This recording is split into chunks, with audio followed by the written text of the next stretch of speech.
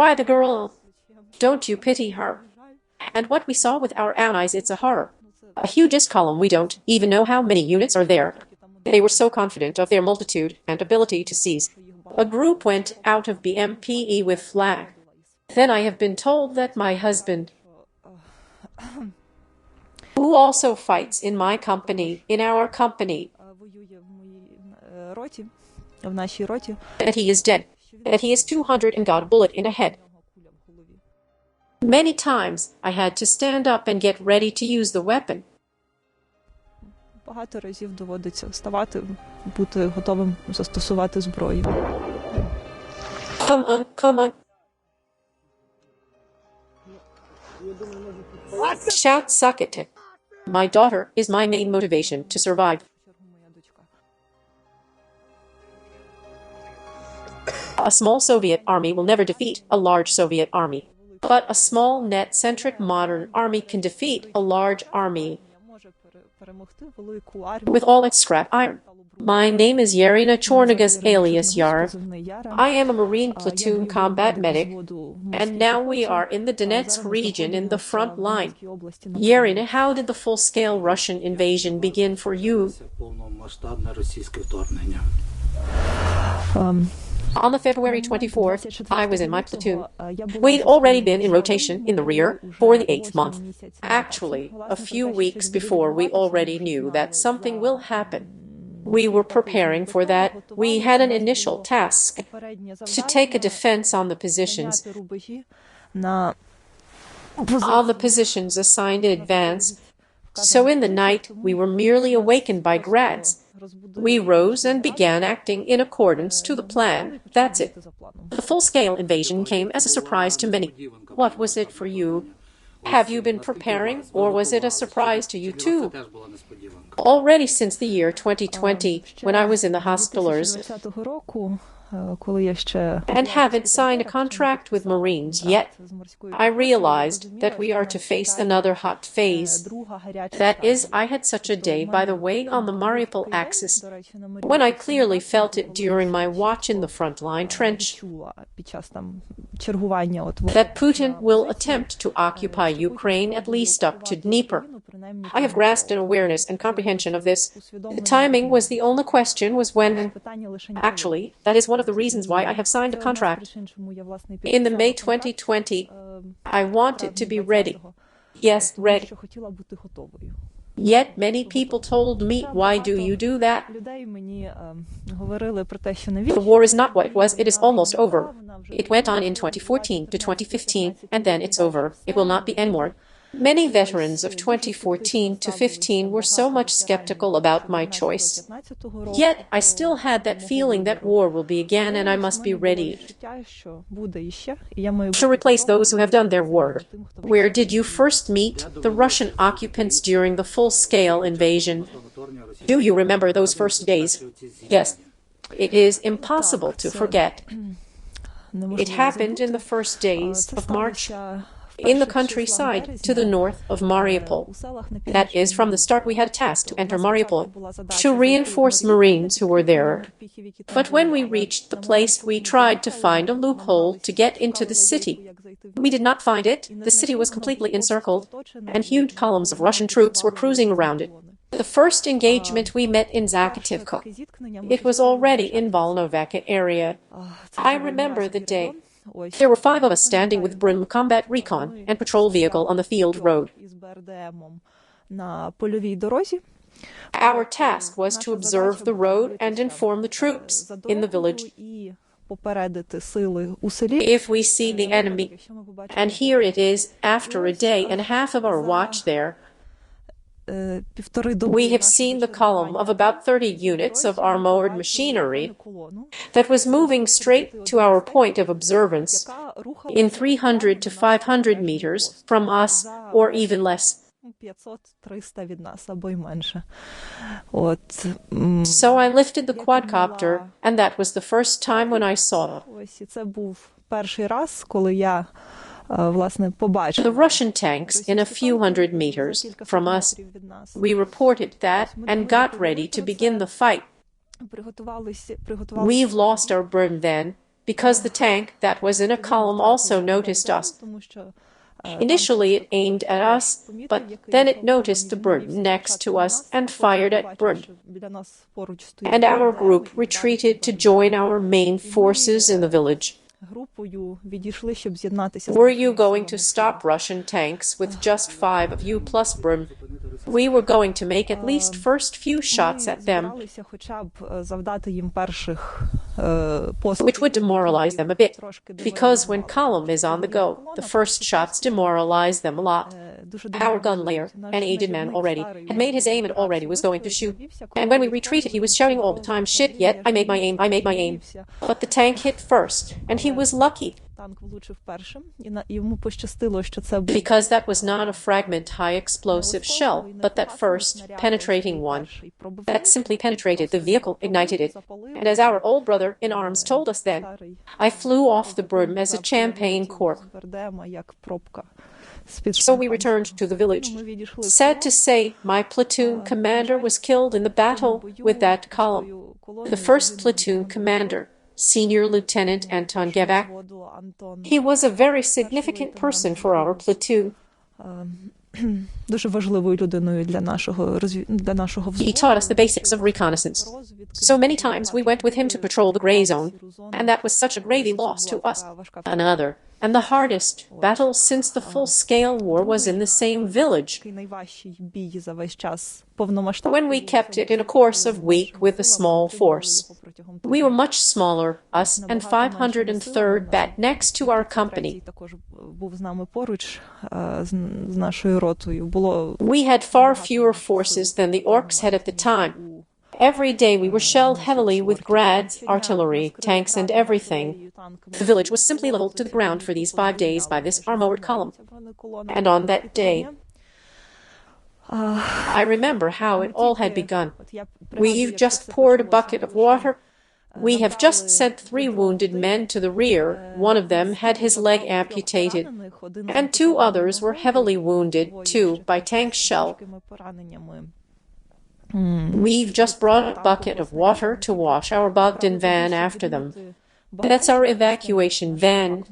When we've heard in the radio a voice of Hector, the commander of 2nd Platoon, to the battle, we dropped the water and everything and ran to the position.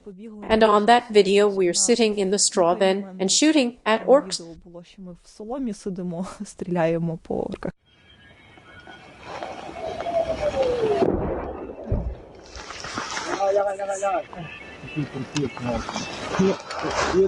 Shout, suck it. Voice, shall we munch a dry ration? Let's. Dry ration? Yep. Well, let's do it while it's daylight. At that moment, that straw heap have already burned. So we rendered a kind of fortified area in the yard.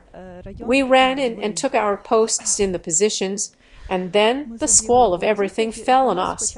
Our Chancellor rose the quadcopter, and what we saw wide open was a horror. The hugest column ever. We could not even count how many units were there. It was much bigger, that first one. Then on the video we saw that they were so confident of their multitude and ability to occupy that a group went out of the MP with flag. They were seen on the field. And all that convoy started firing open wide from everything and leveling the village. At the same time, their infantry that led the way opened fire at us from their 5s, 5.45. I had heard those tank shots and those 5s that whistle over our heads. Very soon we shoot off those magazines we had on the body armors and tactical vests. Магазини, які в нас були на броні і на розгрузках. We shoot off all grenade launchers and laws we had, and in a couple of minutes of the battle we've got 3 wounded. У нас було 3 поранених. That is, I was the only tactical medic on that position, and that was my most complicated first aid experience as a combat medic. So I am running to 1 wounded. He's yelling, "Yara, I'm 300 wounded. Help." що Яра 300 I am tapping his cheek. In a couple of minutes, another one gets his legs cutted with splinters, and I set up tourniquets. Then I have been told that Мені кажуть, що actually my husband, who also fights in my company, in our company, воює в моїй роті, в нашій роті. that he is dead, that he is 200 and got a bullet in the head, and all that in the moment when I was binding the wounded. So I finished binding and said, well, we were ready for that to come. I reached to pull him out, threw off the debris and saw that it was Hector, the commander of 2nd platoon. Дістала і побачила, що це Гектор, що це командир другого взводу. My husband ran out to fire off the grenade launcher. In that fight, he's got his luck. So we pulled him Hector away. Ми його відтягнули. He's got a major wound in his head. Поранення в голову було велике. And we went on with the fight. Продовжували бій. In the next months, we have been to many locations in the Donetsk region. Побували в дуже багатьох локаціях на Донеччині, ось там. Solo to Nivano-Valkrenko, that's Bovlder direction. Then back past Mykolaiv, Kamyshovac, as well as Slovyansk area and freed territories of the Donetsk region. Район Слов'янська. Ось, і потім звільнені також території Донецької області. Those liberated in the September and October. And in the course of that time, we've established a very productive reconnaissance operations. We commenced the copter operations. We've learned to drop the VOGs. We've learned to correct the artillery. And is incredibly pleasing feeling when your group spots those perches in the forest strip, those mobilized Russians who loiter around, don't dig in and do nothing, and then direct 777 howitzer there. We still keep the copter video where all of them flee after the first explosion, and the next shell land exactly in the middle of them running. Then there's an explosion, splash, and that's it. Then BMPE comes to gather what remained of them. That's why the first weeks, when we were heavily outnumbered in everything, were so hard. But literally in 2 months, we've been restored and wanted to rejoin the same rush and take a revenge. How often do you have to use your skills as a plain combat medic?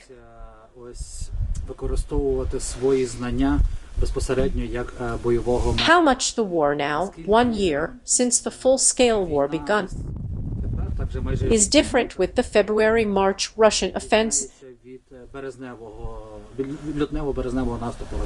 For you as a medic, as a soldier, the logistics and cooperation between units have been improved a lot. В кращу сторону змінилася логістика, взаємодія між підрозділами. While in the first weeks it was a complete chaos, then now there's an interaction, a liaison, everyone's communication, everyone's in touch, there's control and situational awareness. Even if we have many various ditchments, all that is present, that's essential. In the field of first aid rendering, you know, I've got so much used to it that I don't feel any emotion when I render any aid to the soldier with any type of wound. It takes you over later on in a week or two, especially if that person was with you on the war for the long time, or you know him for many years. Then it affects you a bit. But at first you simply do your job, and you do everything you have learned long ago. Все, що давно вивчила. Music.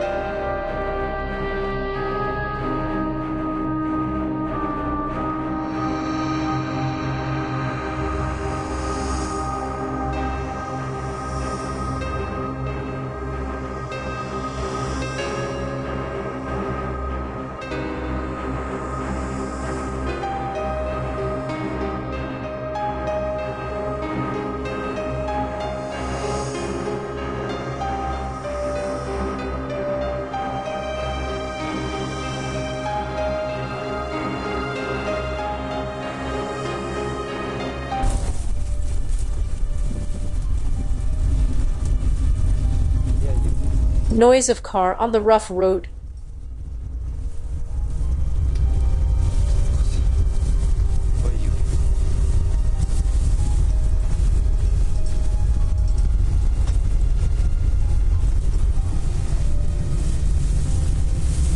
They ask me a question, what gives you the strength here? Two things are giving me strength. First are those we knew and lost, who passed that scariest experience of death, because I treat the death as another experience. So if they passed through it, then I can pass through it too. Якщо вони пройшли, виходить, і я можу це пройти. I must not be afraid of it because it has happened to them already, and they keep living in our memory. That is, I try to see it exactly this way. And the second is when I see that I rendered the aid to the people, and they survived. Were there any particular wounded who you recall? Or maybe they called or wrote to you showing gratitude for saving their lives. There was our last evacuation of our brother in arms, the group commander Bebe, right, whom I knew for 3 years. He performed probably, I don't know, 100 of combat missions, most of them as a group commander. And here, just in time of arrival into positions, he happened to step on a landmine and got an amputation. And when they were pulling him out of positions, orcs have fired at them from the flank.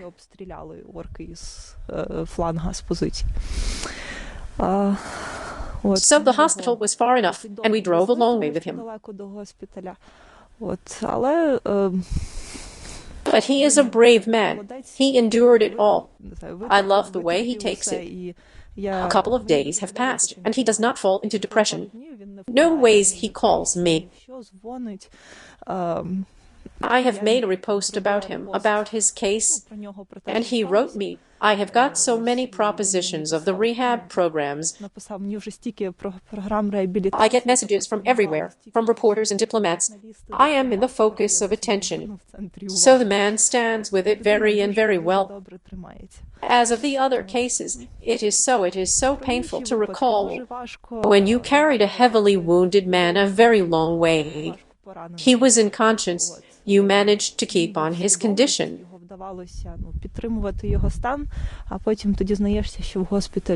And then you are told that he passed away in the hospital in few hours. That's very painful when you simply did everything to let him stay alive, but his wound did not let him. Yaryna, up to now, how had the tactical medicine, how had your experience grown? I mean, do you feel that you and your brothers in arms possess enough knowledge to render any first aid required? Or you still learn, still discover something new for you? Well, perfection has no limits. Of course, I don't have a higher medical education. I am not a professional resuscitator. Of course, I have skills to improve. In the first aid medicine, there is such a need to refresh your knowledge time to time. You have to pass additional training. You don't always have time for that. But that's a must. In this sphere, you have to strive for perfection all the time, to render a proper aid in any kind of injury. I'd often seen in interviews with other medics from various units, who are, well, not quite boasting, but name some numbers. I saved a dozen of wounded. Somebody says 100. Do you maintain that count, or is it inappropriate? I feel skeptical about such counts, because wounded are not balls, not likes and not scores to be counted. I deliberately do not count, neither wounded nor killed whom I had to carry out, because it's namely the dead who I keep the memories of, the greatest memories. That's why I don't do it. As well, I feel skeptical when they say all the wounded whom I rendered help have survived it.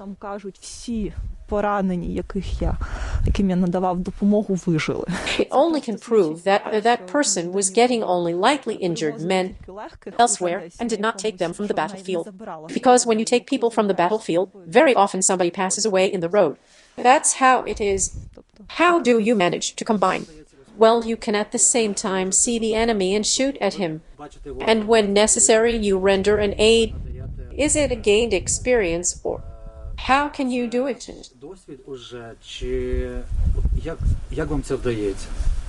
Well, it's my philosophy of the combat medic. There are various philosophies of combat medics. One of them caters for that. As the American reporters often ask me, why do you carry a rifle, an assault rifle, if you are a medic?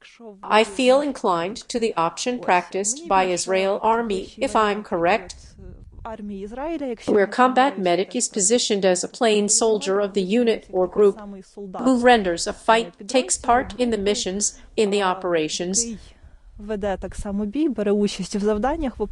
only when injury happens, he is the first to render aid and guide the evacuation.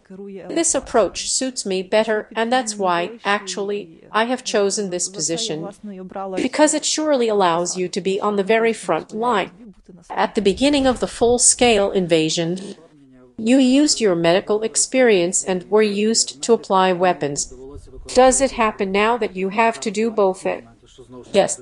When we take the wounded and killed from the very front line, the section we defend now is such that, well, at any moment we can meet the adversary, even in a couple of hundreds or dozens of meters, in our rear. That's what an area is. And yes, many times I had to stand up and be ready to apply weapons. And most often, I have to use it against Katsip's quadcopters that fly around all the time. They appear a little more often in recent time. In your job, what do you lack to fulfill your combat duties completely?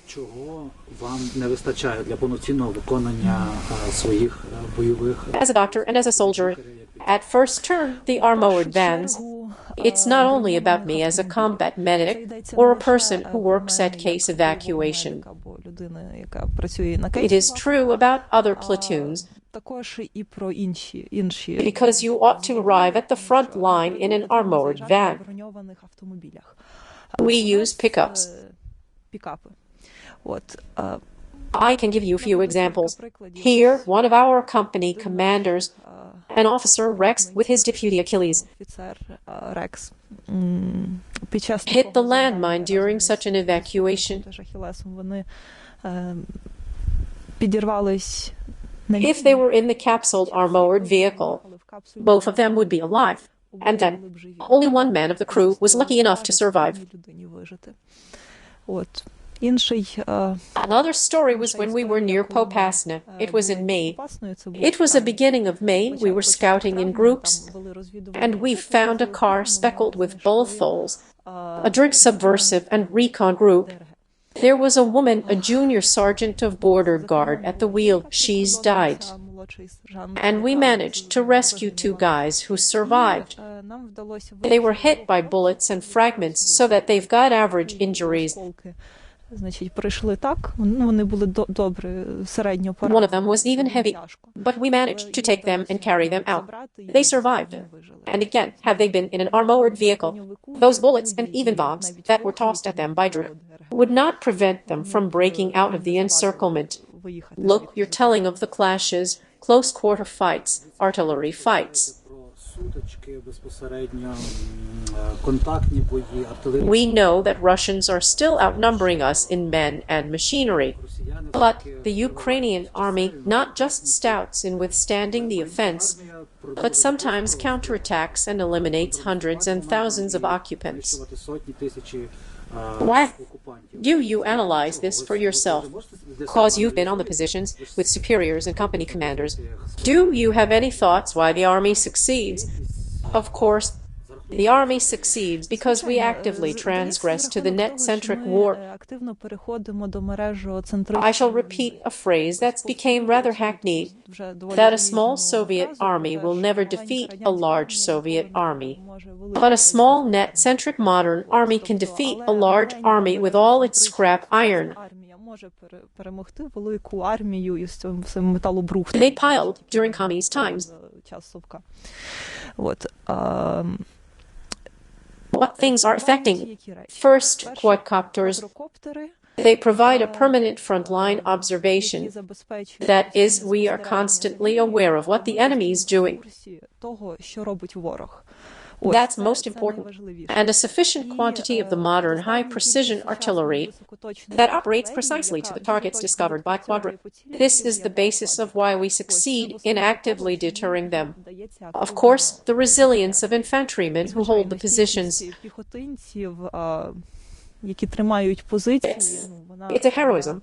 The everyday presence there, especially in a weather like this, is a heroism. It's another reason why we prevail. One more essential reason is an established communication. That is, we have Starlinks. We have repeaters on radio stations, the full interaction and situational awareness. And what attitude towards you show those mobilized guys and mobilized girls too, who came to the war just recently, while you have a few years' experience? Whether they distrust you, maybe, or feel skeptical, or maybe with respect, on the contrary. They do respect. I did not see any skepticism or any distrust, no. Everyone feels like trust, especially with us. We have a very healthy atmosphere in the company. Everyone strives to be better, to perform missions, to listen to each other. Most of them's been here with us for 8 months now. 8 to 10, so they are such fighters who already have stories to tell. Is there anything like what may that girl tell me, the big warrior? No, it never have happened in this company. No, never knew. When I meet the guys from other units, sometimes someone pursues his interest. He can tell you some foolish things. For example, there was a case when we evacuated, pulled out a killed true territorial defense soldier from the very front line, long time. Pulling him took quite a long time, and we left his body near some landmark, so to say. Then we ran quickly for the car to come back, load him fast, and leave. That road was very dangerous, so awful. So I jumped in the car, and driver said, "Why, the girl, don't you pity her?" I simply told him it is not to be discussed. I must go. Other guys jumped in, and we reached the place uneventful. We loaded the dead guy and drove him out. All was right. Such moments do happen with neighboring units. That is, the woman in the front line is not some rarity, but an order of things. It varies. In my unit, they would not be surprised, probably, because they know me, for example.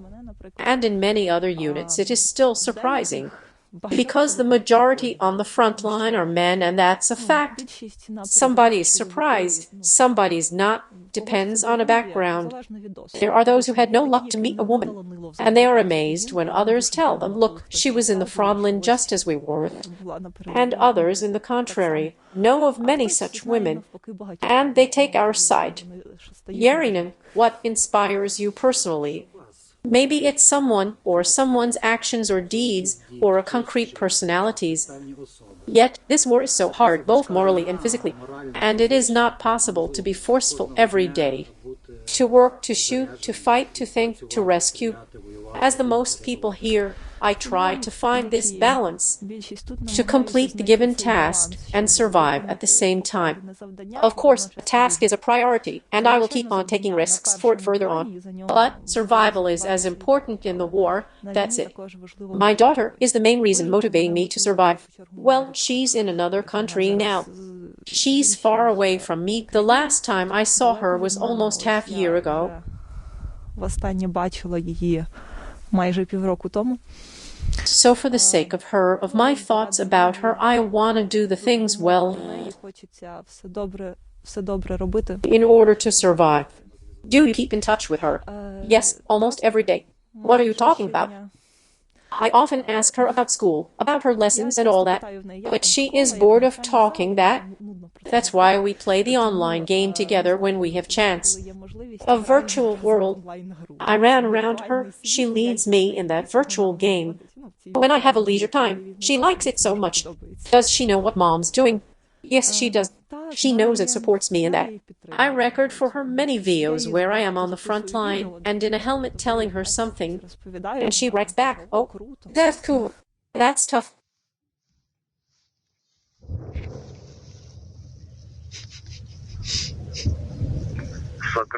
Radio Socrates. Socrates, Vinsky here, over. Radio Vinsky, Socrates here, go ahead. Radio, do you work on?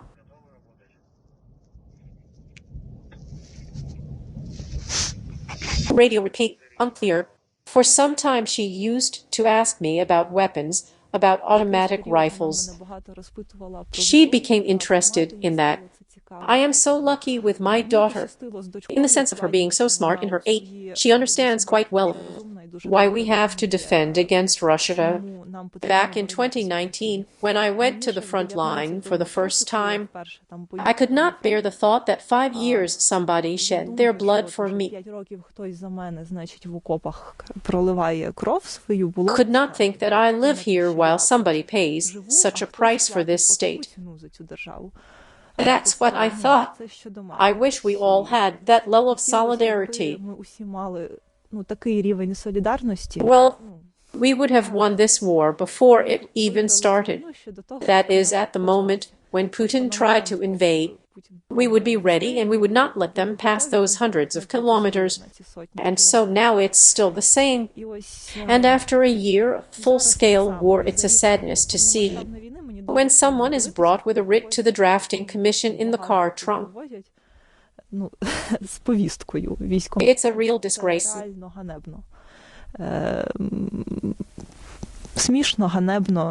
It's ridiculous and disgraceful. A war is a war, and if we want to win it, all of us must pluck up courage. And what's important, I told it few years ago, that all that's for long haul. Even if all that calms down, in a while, if Putin remains in power, it will be done again.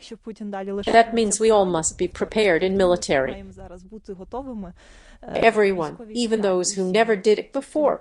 That is, now one's got to learn while he has time. One's got to get a feel of what would he or she like to do at war.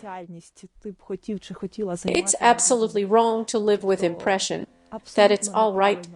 I believe in AFU. I put on blouse all over in AFU. And that's it. I will be living as if there is no war. Nope, then we will definitely lose it. Now you have a chance to thank those who help you, to thank our readers and watchers, and to ask for something. What would you like to ask for your unit? Well, besides the armored vehicle, that volunteers not always have an option to find. First of all, I would like to thank literally 2 volunteers. I'll even tell their names, Alexei Tsadik and Kirill Ukrainian.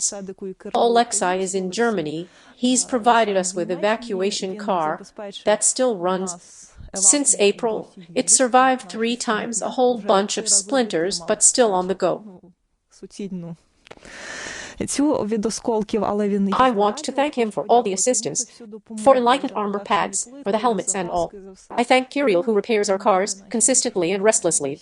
He makes wonders, reviving what had to stop running long ago. To ask for something, quadcopters, Mavics, matrices, kamikaze drones. That's what we need to destroy the enemy efficiently. That's essential. All the rest we have here. Yaryna, thank you for the conversation. I wish you the strength and patience and the victory, the soonest victory that you're fighting for a few years. Thank you. Дякую вам.